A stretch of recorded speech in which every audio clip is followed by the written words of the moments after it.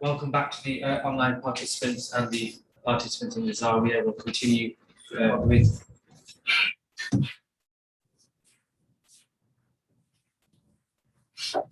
welcome back to the online participants.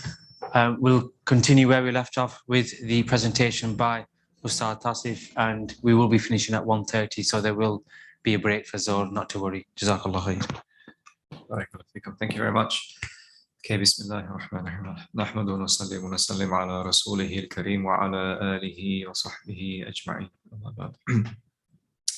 So what we're going to do next is we want to explore what prevented people from connecting with their prophet and messenger, alayhi salam.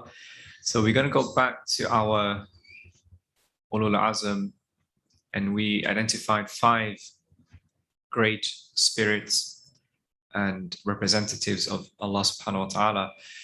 So I'm gonna ask you to split into 5 groups here in the Zawiya, and for those who are participating online, to choose one messenger who from the list of the 5, and for each of the group you will have one prophet. I will assign it beforehand, so then just in the general areas, and your task is within the group to discuss what prevented people, what sort of behaviors, beliefs, activities prevented them from following, honoring, loving, and so on. So these ways of connecting, what prevented people from doing that in their time and their situation. So inshallah, if I begin on my right, so there will be the first group that will be together, would be represent or speaking about the life and times of the Messenger alayhi salatu wassalam, Sayyidina Muhammad sallallahu alayhi wasallam. And then the next group will be Sayyidina Nuh alayhi salam. And then this, I think that we can fit one more group. Maybe there's enough people. Just a smaller group for Sayyidina Ibrahim alayhi salam. And then split these 2 in half. So if you can do Sayyidina Musa alayhi salam and Sayyidina Isa alayhi salam to the left of the room, and then the right will be Sayyidina Musa alayhi salam. Feel free to go to other groups as well. So if you start maybe at least 3 or 4 people together for Rasulullah sallallahu alayhi wa sallam, and then Sayyidina Nuh alayhi salam, Sayyidina Ibrahim alayhi salam, and then Sayyidina Musa alayhi salam on the right hand side, and on the left hand side Sayyidina Isa alayhi salam. So at least 3 or 4 people together on each of the groups. Jazakumullah.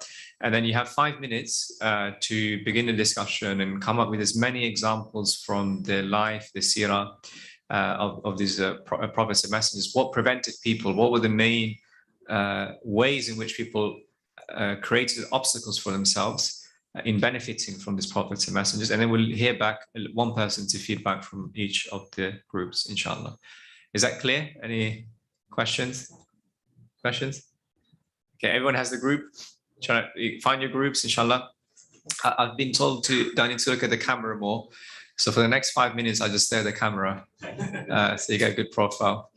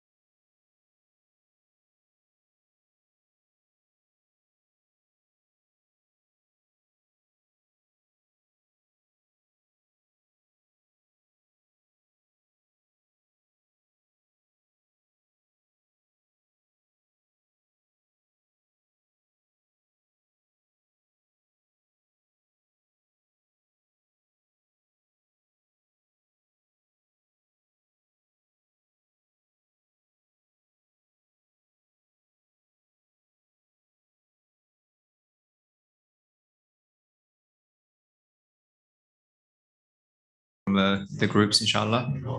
So, and also, if you can select a mutakallim, a speaker for each of your groups. It doesn't have to be democratic.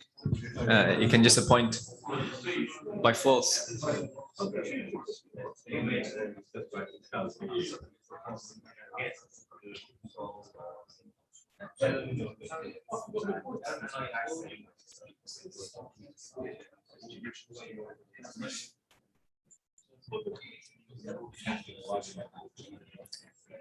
Brother Rafi, are we ready? Yeah, I'll go with you first because you're 2 minutes. Okay, 1 minute. Okay, inshallah.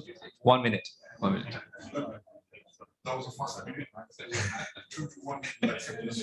Time is relative. Subhanallah, subhanallah. Now, it exists, time exists because we're bound by time, but the understanding and the experience of it is different. Yeah.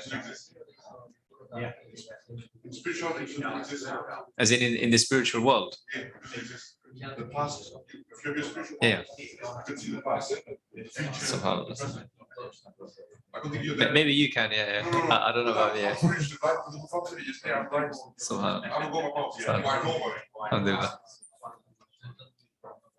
Okay, so I think most people already saw. Inshallah, by the time we come to the groups, we'll start with the first group, if that's okay. You have a speaker. Just in summary, like what were the main points that were discussed and mentioned? I think by the Tabriz, mashallah. Assalamu alaikum, Brother Tasif. Can I first of all make a complaint? They bullied me in doing this. Okay, that's fine. No, alhamdulillah. It's encouragement. So we had some of the points that... One second. Brothers, can we bring the discussion in now, please? Yes, so we're going to hear the summaries from the other groups. Jazakumullah. I know there's a very heated discussion among the Musa alayhi salam. So Musa alayhi salam's people are always very, they love debating and discussing. So I think it's reflected in that group. Okay, Brother Chan. Okay, Jazakumullah. Okay, Brother Tabriz, you may go ahead, inshallah. No.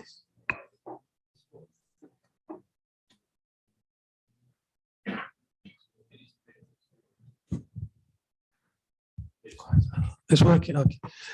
So alhamdulillah, we had the blessed Prophet Sallallahu Alaihi Wasallam, and why the Ummah, including us, why we're not following them to some of the issues that we face, the difficulty in following the and it was mentioned that change of social culture, i.e. Okay. some of the one Prophet was telling us, like, don't go with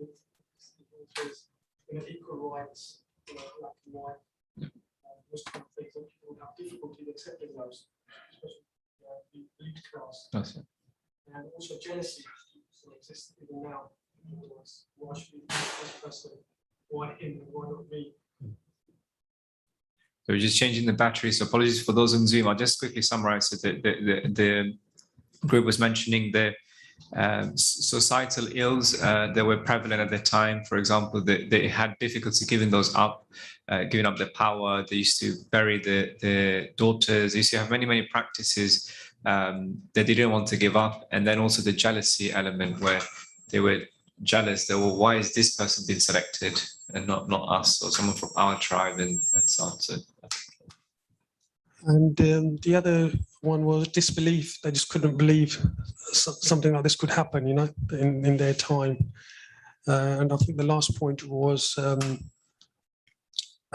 lack of knowledge, the lack of illiterate people. Anything else? Thank you very much, Brother Grace. So inshallah, now we're going to hear from the group that discussed the life of Sayyidina Nuh alayhi salam. So with this, brother. Assalamu alaikum wa rahmatullah. So we were discussing about the Prophet Nuh alayhi salam, and well, the points that we came in, obviously 950 years that this message came across, it was perfect, and only 80 people managed to follow it throughout the whole time. So it wasn't anything to do with them. It was mainly the cultural aspects and ignorance, because people didn't want to.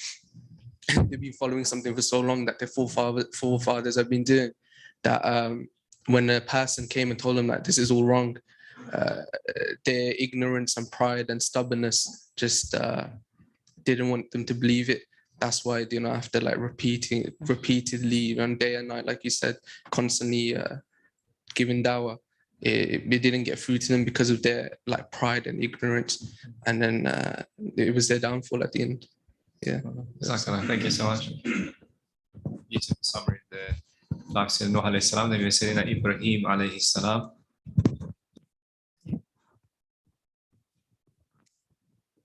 Assalamu alaikum Wa warahmatullahi alaikum assalam. wabarakatuh. Yeah, we were discussing Hazrat Ibrahim alayhi salam, and a few points that we came up with was the beliefs of the society at that time. They were obviously worshipping idols, and a lot of them they didn't want to consider the message. And this links in with the story of Hazrat Ibrahim alayhi salam as well, because he was on the path of actually finding God himself, which links in well with the societal problems that he had, and also the arrogance of the society as well, and they didn't believe that he was on the giving the correct message. Thank you very much. As a great overview of the life and the challenges of the people, Sayyidina Ibrahim alayhi salam. Now I think we have Sayyidina Musa alayhi salam and Hafiz Zishan will do the summary. Assalamu alaikum. Wa alaikum assalam.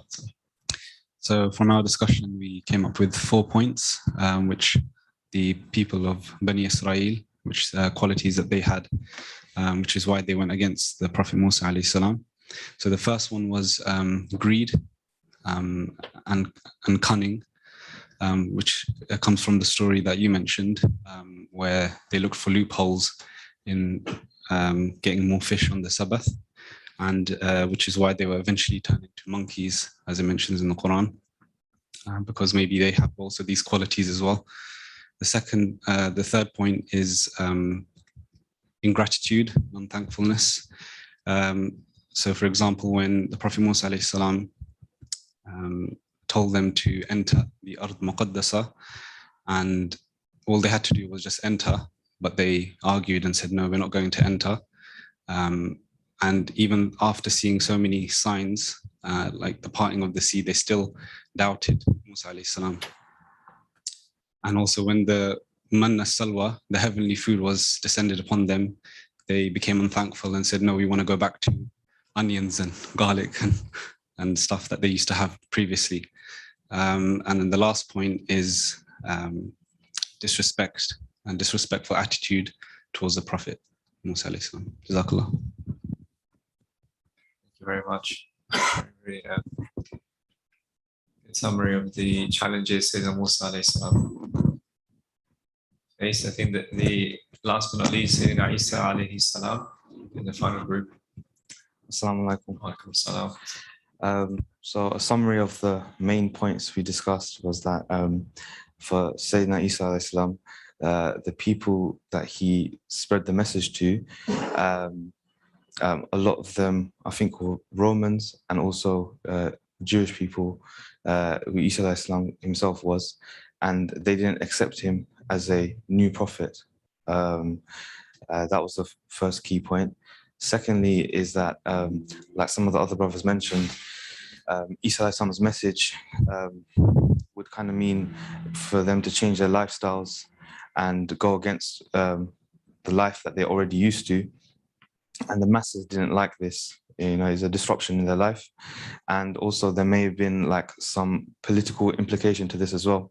As Isa alayhi salam went against the rulers of the time, there may have been like social outcasting if you did follow Isa alayhi salam. And the third point we mentioned is that Isa alayhi salam was known for his miracles, and the people that he was conveying the dawah to, they were very demanding. They would ask for proofs, and they would ask to, you know, they want to see more karamats, and they still didn't believe him. And linking into what you mentioned about how we connect to prophets is we believe that they're perfect and we believe that they don't lie. So this is like the opposite mindset to the people had. They didn't believe him, and even with karamats, they didn't believe him. Okay, thank you so much. Alhamdulillah, I think Each and every group, from what I could see, had a really good discussion, and I think this is the beauty that we can learn from one another as well, as brothers, that there were many things that I also learned by kind of what has been shared. But what I wanted to cover next was just a summary of some of the major societal obstacles, and then suggest to you how the prophets and messengers tried to tackle them, but then also link it to this retreat and show you how, inshallah, the comprehensive nature of our schedule and what we're trying to cover here will give you the tools to also yourself be able to face some of these issues, because a lot of the challenges that were prevalent in those times in the past are also relevant today. And this is why Allah subhanahu wa ta'ala in the Quran mentions these stories, because the human beings, although we think we're so special, you know, we're the greatest race on earth and we dominate earth and this, and we're going to space, you know, we're going to Mars, we're very predictable. And we always fall for the same issues and that repeat themselves again and again throughout history. So inshallah, we will be looking at four major areas and how they link to our time and how the messengers at that time may have looked at it. So we heard from the group in the middle of Sayyidina Nuh alayhi salam about the opposition that the people had. And one of the things we observed of the people of Nuh alayhi salam was the widespread sinfulness and heedlessness, meaning that they became people that as a society embraced ways of living which are harmful to themselves and others. They might be enjoyable from a bodily mind perspective, a very short-term hedonistic pleasure-only point of view, but they harm society, families, and the person's moral self. So Sayyidina Nuh alayhi salam saw that actually the way people are using their body, the eyes, the ears, the way they talk to each other, the way they have illicit relationships, this is becoming more and more prevalent, and this is becoming the obstacle for people. This is becoming the way they think. As you mentioned, that many, you know, they attribute negative qualities to the prophets and messengers. In the Quran, it is mentioned in the meaning that the elites of the society of Sayyidina Nuh alayhi salam, they made an announcement. They said, oh, he's just a man. Just a man. Don't worry about him. He's just a man. He just wants to get power over you, maybe take your property or money or this. So the way they thought was very negative, that he has some sort of hidden agenda. And they would spread this in the society. So the mind was polluted and corrupted as well. And as you mentioned, all of these qualities as well of, you know, lack of gratitude, lack of humbleness, the arrogance is a consistent message across from the Quraysh to the Banu Israel. So how did the prophets and messengers tackle this from Sayyidina Nuh alayhi salam onwards? Is some of you may be familiar with this diagram, but really this is a consistent message of Islam from the beginning to end. That all of the prophets and messengers showed the path to the divine pleasure of Allah subhanahu wa ta'ala, that they showed the people that this is the objective, the ultimate objective.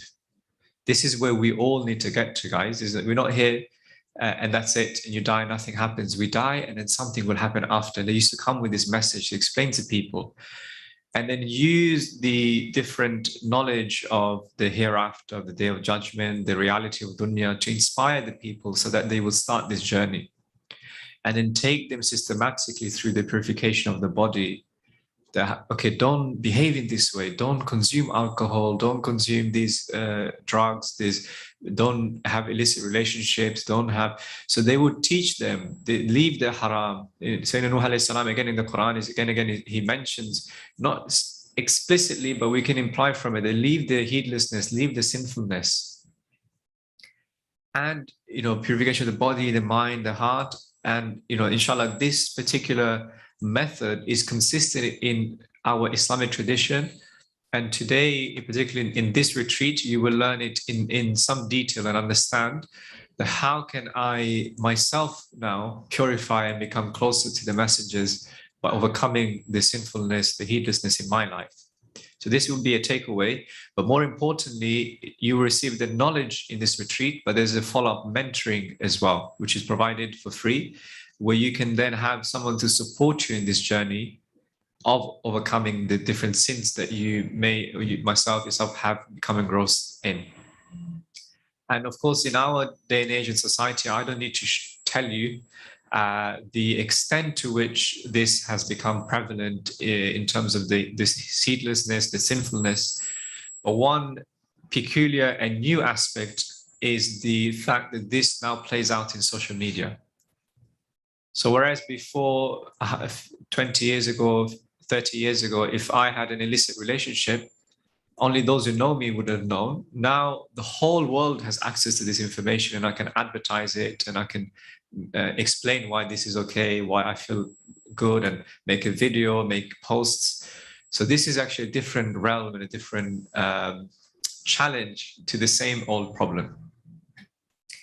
The second summary and challenge that we highlight in the society is the idol and self-worship. So yes, in our day and age, we don't have that many people that, you know, literally have statues in the house and they say, okay, this statue gives me this, gives me that, but we have metaphorical statues. We have different ways in which society now prays and follows certain false gods. Whether that's in our society, we have so much trust and belief in the system, you know, life insurance, car insurance, landlord insurance, anything goes wrong is covered. As long as I have that, that's fine. So then the financial system, the financial money becomes, you know, something that people become focused on. And this is what they worship, what they follow. Sometimes people, you know, fall into all types of, you can say, attributing the attributes of Allah subhanahu wa ta'ala, the qualities of Allah to the creation of Allah. And this was at the time of Ibrahim alayhi salam, this is what people were doing. They were looking and recognizing the creative power, the majesty of Allah subhanahu wa ta'ala, but then saying that, oh, this statue or this God is the one that's giving it to me. You know, whether is my, you know, is a farmer coming and saying, okay, I need rain. So this God rain will give it to me now. Not understanding that really it's Allah subhanahu wa ta'ala who's the provider. And then the new dimension in our day and age is around self-worship. That historically the community, society was always more important than your own personal preferences. But today your preference is so important that there are whole industries that cater towards your preferences. So there are 50 ice cream flavors. There are, you know, 500 types of restaurants that you can go to. Just whatever you want, this is where you go. And then in the age of social media, this is, you can say, exaggerated even further. That the person is living a completely different life, portraying a completely different life, and or how important I am, what I have achieved, what I have done, what I have overcome, and putting it out more and more and more as if they are the source of their success. I achieved this, I have done this, and so on and so forth. So these are some of at the time of Ibrahim alayhi salam, how did he tackle this? He destroyed the idols, showed people the reality of what they were worshipping. How did he do that? Practically, he destroyed the idols and then he put it in the hands of the bigger one. So when the people came back and they saw all of the things that they value, they're gone. They saw, who did this? And he said, you know, the big one, meaning, again, not lying or anything. He said the big one, meaning referring to himself that I did it. But they understood that this other statue has done it. This is what he's saying. And they immediately knew this statue can't even walk, can't talk. How is he going to destroy the idols? So he, again, using his intelligence to try to show them the temporal nature of what people were following and believing. And similarly, our mashayikh, our teachers, the Messenger alayhi salatu wassalam, they come to show us the reality of the dunya. Okay, you want dunya? This is what it's like. This is the reality of dunya. But what Allah subhanahu wa ta'ala created you for,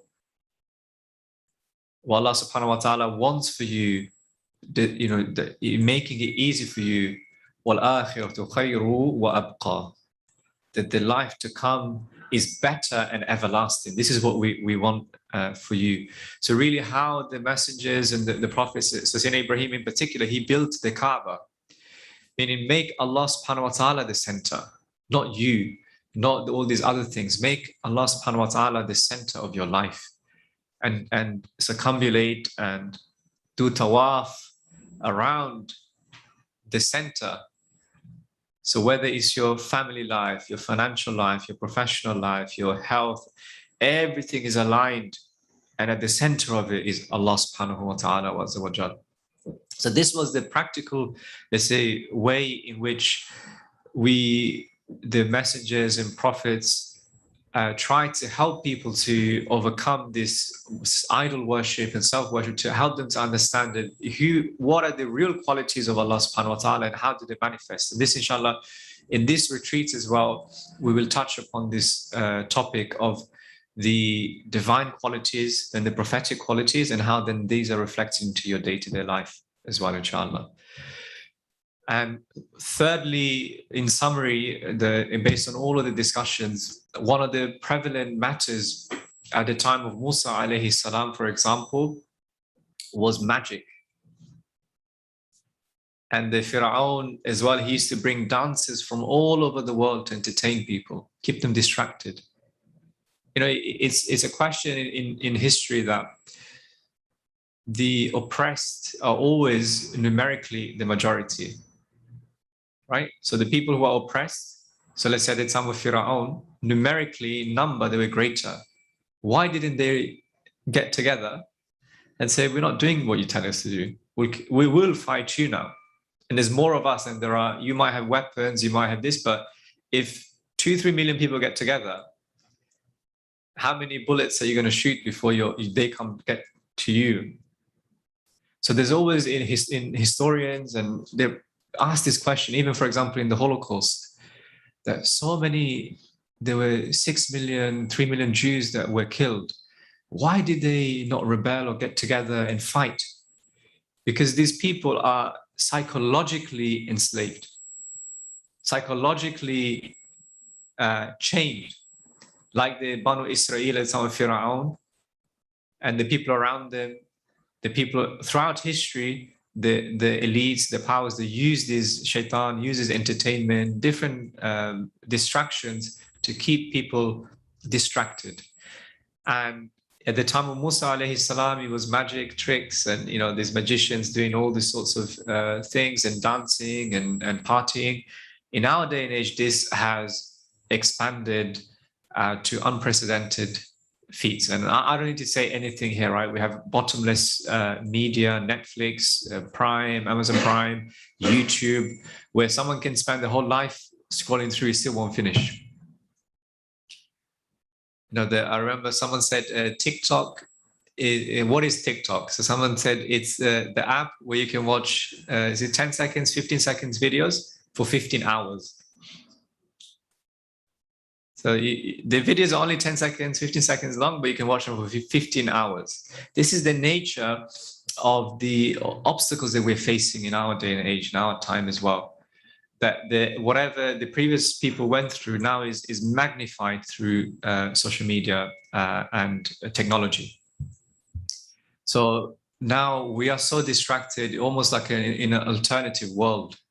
Sometimes some of these epics that are created, the Star Wars, the Star Treks, the Avengers, they create an alternative universe. And people are like spiritually transferring into these universes and imagining, oh, if I was in this universe, what would happen? Lord of the Rings, all of these epics, people love to transport themselves into them. So mashallah, our mashayikh and definitely the prophets and messengers alayhimus salam came with a solution to show people the reality of things, and to get a glimpse of the power of Allah subhanahu wa ta'ala and the life to come, what is coming. So as mentioned, mashallah, Hafiz Ishan gave many examples of the mu'jiza and the miracles that the Banu Israel witnessed in their lifetime. that they physically are seeing the manifestation of Allah subhanahu wa ta'ala's will and power. And on top of that, they are also spiritually able to connect and see angels and see different things from the world to come, so that they can compare the magic of Fir'aun and the magic of the so-called magic or reality of Musa alayhi salam. So the magic of Fir'aun and the reality of Musa alayhi salam, they could see both. And they experienced that, and they could see, okay, this is the truth, this is the reality. So our mashayikh, in particular in this retreat, is focused on spiritual travel, spiritual ascension. Why? Because in our day and age, the people have been captured by the virtual reality. Now we need to bring them back to the spiritual reality, the spiritual realm, so they are connected. So this is definitely a privilege and an honor that we can learn this at any level, any background.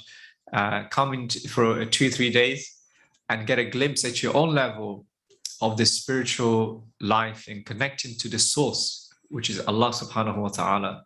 So we unplug from TikTok and plug into the real source, which is Allah subhanahu wa ta'ala wa azza wa jal. And this is, inshallah, one of the main takeaways of the retreat. You will learn this practical method of spiritual ascension so that you can benefit from the spiritual world as well.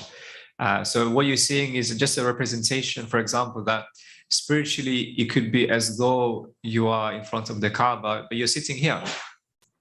But you, just like when we are in bed, maybe on our phones, and we are seeing Iron Man and Spider-Man, and so all of these things now, the dunya and shaitan and dajjal, they are trying to pull you towards a particular way, and the mashayikh is saying, no, come this other way. So you're still in your room, but now it's as though you are remembering Allah subhanahu wa ta'ala in the presence of Allah, the Prophet sallallahu alaihi wasallam, the mashayikh in the spiritual world. And that's really the way to pull someone out. And at the bottom left, you can see what you will be learning after the dhuhr, inshallah, which is the methodology of spiritual ascension, inshallah. So this is really a great blessing and honor that we have by being associated with Sayyidina Sheikh Ahmed Dabbagh, Hafidhahullah. As I mentioned, that yes, we want to be ultimately connected to Allah, but there's a tartib, there's an order to that. And just again, this just came to mind now that we're fortunate to have them, to have these type of teachings, these types of mashayikh, because you've seen the threshold of what we need to do to connect to the prophets and messengers. So all of the awliya Allah together are not equal to one prophet. This is our belief in terms of status and honor. So now imagine disrespecting a prophet. What will happen to your iman, my iman, if knowingly, unknowingly we disrespect the Messenger of Allah sallallahu alaihi wasallam in something we say, we do. Like for example, in one of the narrations, in the nearest meaning, the Messenger alayhi wasallam is reported to have said that a person utters a few words and they're thrust 70,000 years into the hellfire just for a few words that they've said. These are the type of dangers we're in when we're dealing with such honorable personalities. So the sheikh, the teacher, the murshid is like the practice that you learn how to have the adab, the akhlaq, the interaction, the etiquette with the sheikh first. And when you have reached the right level and you have perfected and to the best of your ability, then the teacher, the murshid then presents you, brings you to the Prophet sallallahu alaihi wasallam. This is one of the wisdoms and of the need for the sheikh, that the person's protected for their own protection. So by elevating the awliya, we're not diminishing the prophets, but rather we are elevating the prophets further. We're saying that these awliya, the friends of Allah subhanahu wa ta'ala, are amazing. They also have many special qualities which they reflect, not at the level of the prophets and messengers, but we learn from them. Then we are able to benefit from the Prophet ﷺ and ultimately connect to Allah subhanahu wa ta'ala. This is a side point, but an important one, inshallah. Finally, in the life of Sayyidina Isa alayhi salam, you mentioned, the people used to look, there were many false messiahs at the time of Isa alayhi salam. People that would claim to be the prophets and messengers, but really they were not. And people were very much interested in medicine, just like people were interested in magic at the time of Musa alayhi salam. At the time of Isa alayhi salam, they were interested in medicine and how to cure people, from leprosy, and Isa alayhi salam came with the prophetic alternative to all of these false gurus and false healers and false followers. So in our day and age, we still have people who seek messiahs in the personal development world, in other ways, people that they can follow and replicate so that they can have a level of peace and success in their life. And even in our day and age, in particular in Western society, health is a big focus for people, because now they have money, they have a stable life. What is next is how long can I live to enjoy all of this life? So I'm gonna become a vegan or vegetarian, or eat certain things, take some vitamins, do some running, do some exercise, blah blah blah blah, and follow. And to this effect, we know that the health industry and the health gurus that help you live longer has boomed as well. So really, one of the challenges we have is the excessive materialism. Excessive materialism, that we become so engrossed in dunya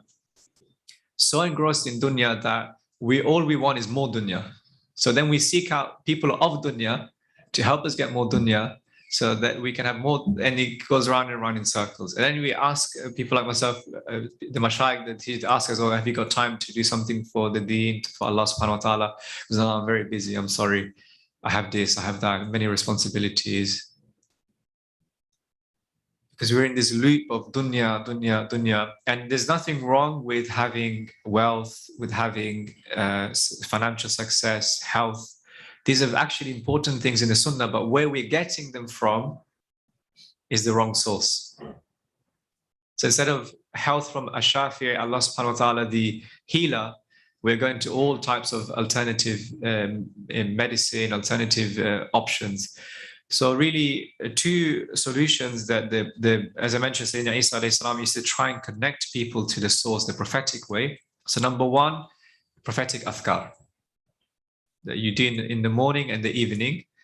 So we do this here in the Zawiyah, but it shouldn't be something special that you only do in the spiritual retreats. It should be your daily practice, that thousands and millions of things you're protected from, you don't even know.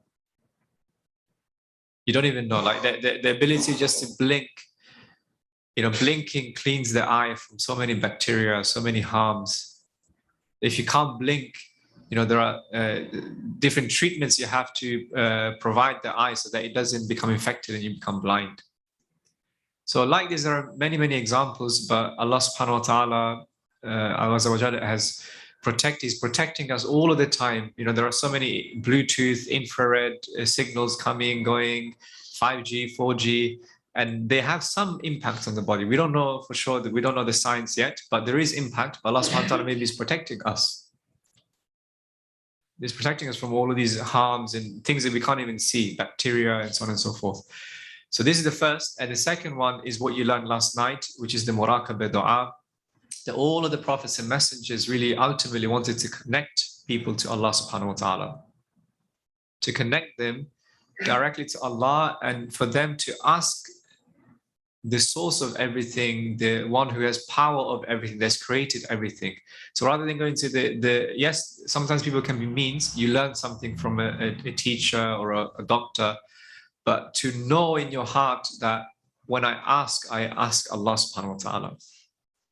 And I connect to him for my needs, for my problems, my forgiveness, my sins, things that I need, I connect to Allah subhanahu wa ta'ala. So again, if we look back at the retreat, almost all of the solutions that the prophets came with, you will learn, but then to practice it is something else. To practice it is something else. And that's where the ongoing mentoring is so important, that you are embedding these practices in your daily life, and inshallah, slowly able to tackle the many ills, and going back to the covenant and that we took in the spiritual world, or at least that we witnessed, and we will see, imagine the essence and the blessed personality of the Messenger sallallahu alaihi wasallam, surrounded by all of these mighty individuals and souls of the prophets and messengers. Like, what an assembly, what a, Dr. Shalom, mashallah, he tried to convey to us, but really it's beyond words. This is why we need to experience it spiritually. Can you imagine this assembly and the rejoicing and the celebration? But then a mission was given to be firm and persevere in conveying the message, helping people, humanity, being examples to humanity, so that they can see what is real, what is fake, so that they can see what is everlasting and what is temporary. So this is, we are witnesses unto humanity, that we are bearing witness to the truth that La ilaha illallah Muhammadur Rasulullah sallallahu alayhi wa sallam. So in summary, what we've covered today are the special qualities of the prophets and messengers alayhi salam. So hopefully you've learned and refreshed what really we need to appreciate about them and believe about them. How do we connect with the prophets and messengers alayhi salam? So the different ways and the rights that they have. And finally, some of the obstacles that people faced in their societies, in their time, and how they relate to our time now, and how they're very relevant, and some of the solutions that the prophets and messengers came with that help people develop and preserve their connection with Allah subhanahu wa ta'ala. So if you were to summarize in one word, what is the takeaway for today? Is that we want to connect. So the main theme of the retreat is the covenant, the Muhammadan covenant, the Prophet sallallahu alaihi wasallam. We want to be people of connection, that we are directly plugged into the prophetic reality, not the dunya and other things. As we mentioned, that when someone is focused on Allah, Allah gives them the dunya. You'll see, mashallah, if you get a chance to speak to people around you, mashallah, you see many our elders, our ustads, they're not people that just get like benefits, like, or people paying them to teach, or they earn their own living. They're very successful from a dunya perspective, but what is more impressive about them is what they've achieved or what they have been blessed with in terms of the relationship with Allah subhanahu wa ta'ala, with the Prophet, and their commitment to teaching and preaching and so on and so forth.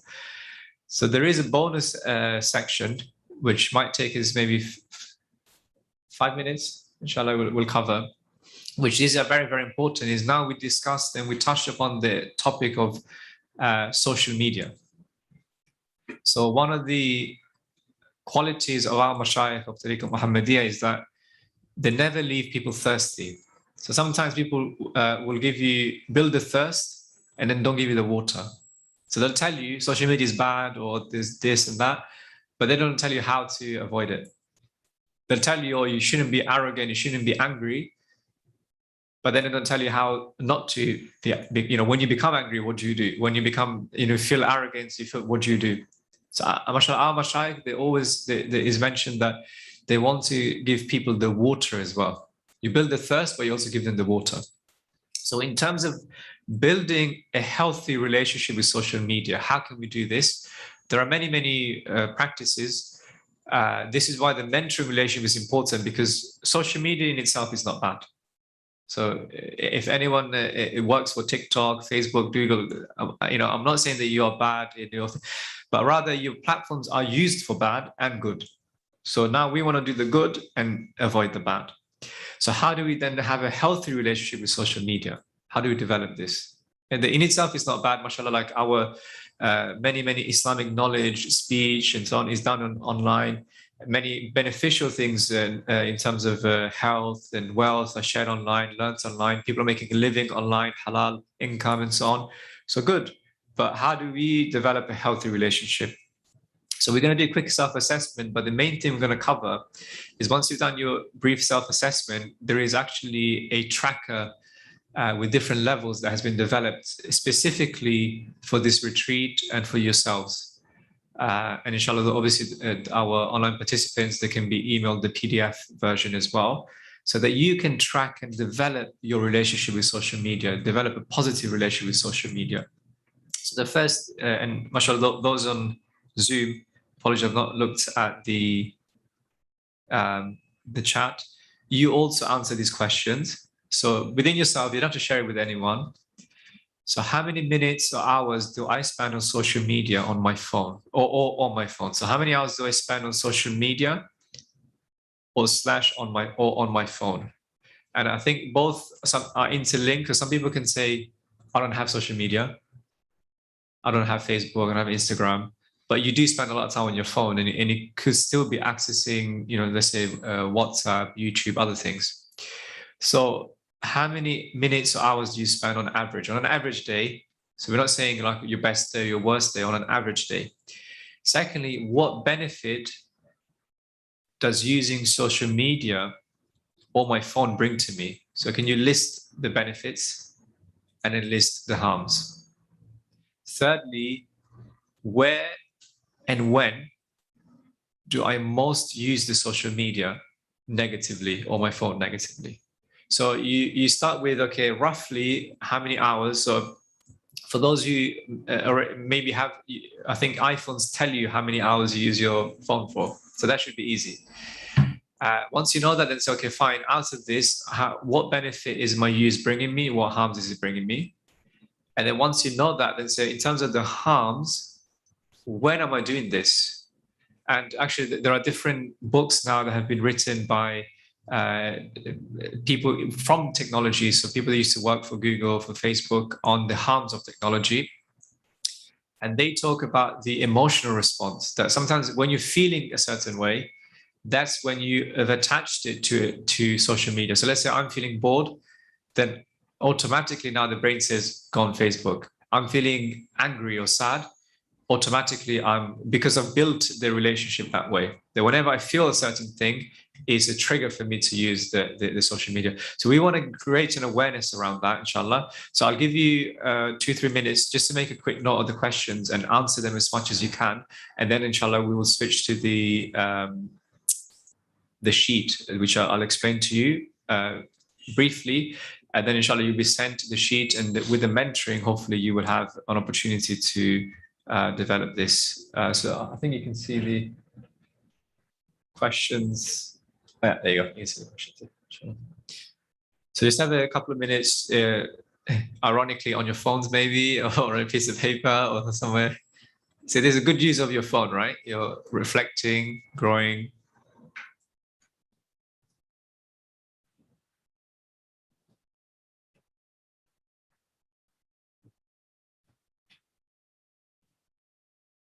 And our Zoom participants, please do the same. And if you want to, you can share on the chat. If not, just keep a note.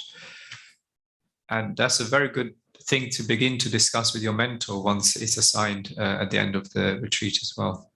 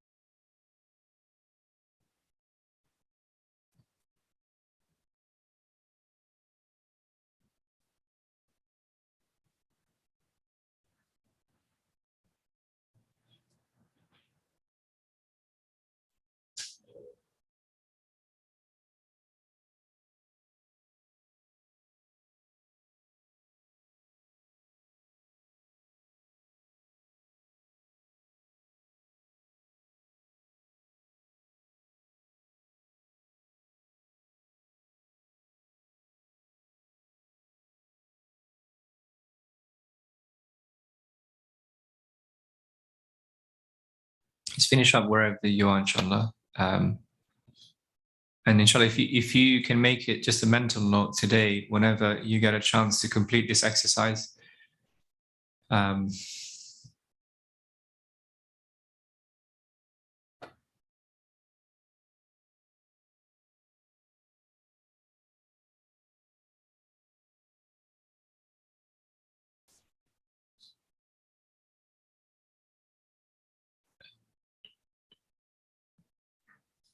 Okay, Bismillah. So if I could just get your attention now back on the screen, just explain this tracker that has been developed for your benefits.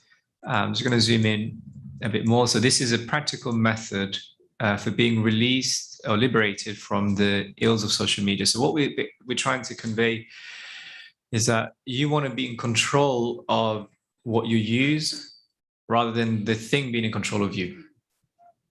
So one simple test is, how often do you pick up your phone when you don't actually need it?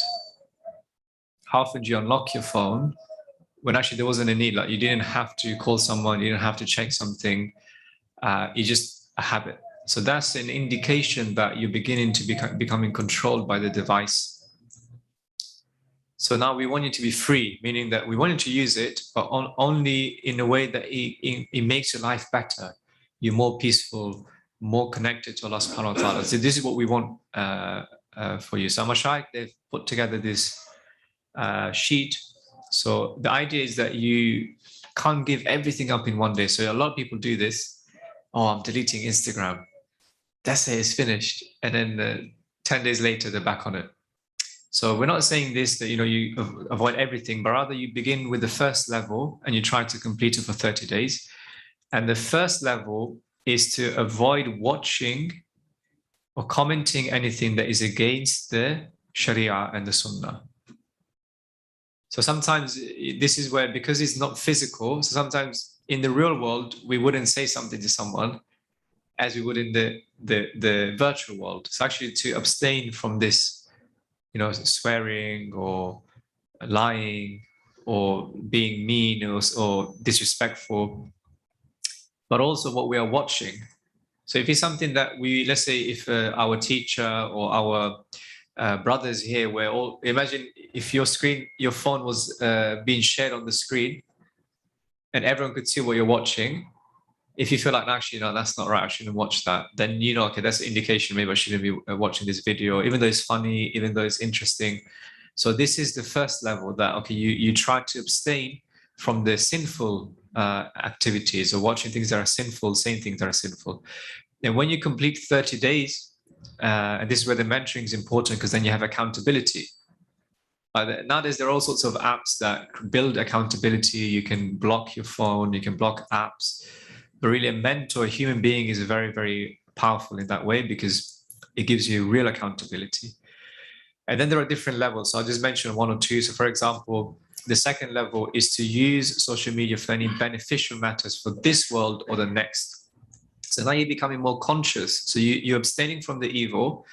And then now you're adding to it that I'm not going to watch things which are against the Sunnah or the Sharia. On top of that, whenever I go on Facebook, I'm going to, or LinkedIn or TikTok, whatever it is, I want to think about how can I use this opportunity to better my life, maybe get a better job, get a better knowledge, a skill, or to convey the message, or to help other people, provide some mental health support, something like this to others. And then slowly, you know, for example, level 3 is to cut down on worldly attachments, you know, dramas, TV, Netflix by 50%. So we're not saying give it up altogether, but cut down, and so on and so forth. So then all the way until you are able to manage within an hour and a half, you are able to do everything that you need to do on social media. Because the regardless of the levels, the idea that we're trying to convey is that you are in control of the device, of the platforms. Just like, let's say, if, you know, like, for example, just to give a simple example, we have toilets. Now, how many of you spend 8-9 hours in the toilet unless you have a serious issue? So similarly, you know, there's a need. So we use the toilet, the same for a need. And as soon as we finish, we leave. Unless there's a actual problem with the individual, they're not going to spend more than 20 minutes, 30 minutes in the toilet, then leave. And then when they need again, they go again. So similarly, social media should be like this, that they don't control us, but we go when we need to, and we leave when we want to. That's, inshallah, the basic idea. So inshallah, is the sheet clear? Do people understand how it works? Can someone just mention the first level, so that I'm going to cover it up? What was the first level? Maybe ask for the young D, young Daniel, and then you got old D next to you. To avoid watching or commenting anything that doesn't go by Sharia. Against the Sharia, mashallah. So there's the first level, And then inshallah, maybe we can start this from today, that we're not going to watch or comment on anything which is against the Sharia. Also on WhatsApp, sometimes even myself, like you become less conscious because you're having some banter, some jokes. But actually from today, we're going to try and not say anything which is against the Sunnah or the Sharia, even in WhatsApp, even in, let's say, other types of social media, inshallah. So before we go back to the main presentation, and yeah, just as I mentioned, the main summary, the main idea is how we become connected to these blessed personalities and these individuals. And in the next sessions after Dhuhr, you will learn the practical method of spiritual ascension, which is a very important session. So inshallah, I've taken 10 minutes of your break time, so apologies for that. But inshallah, you have enough time to prepare for Dhuhr, refresh, and be fresh and ready to go for the ascension, because that's one of the most powerful takeaways from this retreat, inshallah. Anything that is good, ultimately is from Allah subhanahu wa ta'ala, to the blessing of the Messenger alayhi salatu wasalam, and through our mashayikh. Any mistakes and shortcomings are from ourselves. Subhanaka Allahumma wa bihamdika, nashhadu an la ilaha illa anta, nastaghfiruka wa natubu ilayk.